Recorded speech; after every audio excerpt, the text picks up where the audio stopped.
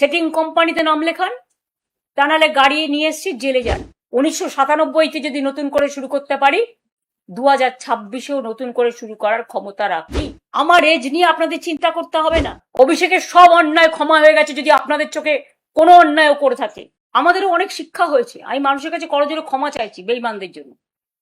আমাদের সিম্বলে তাদের আপনারা জিতিয়েছে, আমরা দুঃখিত, ক্ষমা প্রার্থী। এদের অনেকের অনেক লাগেজ ব্যাগেজ আছে, আগে কেউ আমাদের কোনো রিপোর্ট করেনি। আমি যার সম্বন্ধে জেনেছি আমি কিন্তু অ্যাকশন নিয়েছি। আজকে এখনো পর্যন্ত আমাদের সাথে রাজ্যসভার 10 জন এবং লোকসভার 8 জন, 18 জন এমপি আছে, অনেক এমএলএও আছেন। হ্যাঁ, ভয়ে কাউকে কাউকে পুলিশকে দিয়ে ভয় দেখিয়ে পুলিশ গিয়ে বলছে গাড়ি নিয়ে এসছি, হয় বিজেপির কোলে জ্বালা দুলছে, কি আর বলবো, সেটিং কোম্পানিতে নাম লেখান, তা নাহলে গাড়ি নিয়ে এসছি জেলে যান। ভয় পেয়ে না তো আপনার ছেলেকে অ্যারেস্ট করবো, আপনার মেয়েকে অ্যারেস্ট করবো, আপনার পরিবারকে অ্যারেস্ট করবো। যেমন একজন আজও চলে গেছে, আমার কোনো দুঃখ নেই, কারণ সে আমায় কালকেই মেসেজ দিয়ে বলেছিল যে আমার পরিবারের সকলকে সামন দিয়েছে ইডি।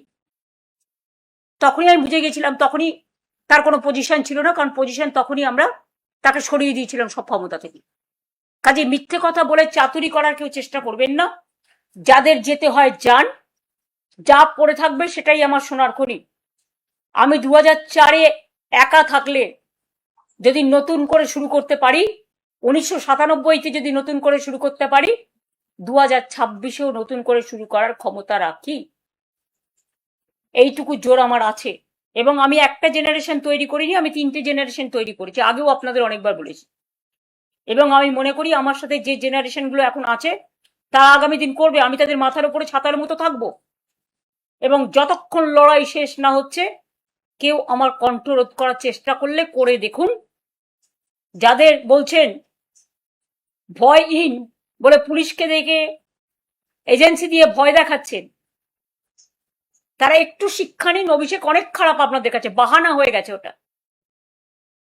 তো অভিষেকের বউ যদি 1.5 বছরের বাচ্চাকে নিয়ে সিবিআই অফিসে যেতে পারে সাক্ষী দিতে, তাকে ডেকে পাঠানো হয়েছিল, তখন আপনাদের মনে নেই? আজকে আমি যখন ফেসবুক করছি সেদিনও ডেকে পাঠানো হয়েছে, 25টা 30টা কেস দেয়া হয়েছে।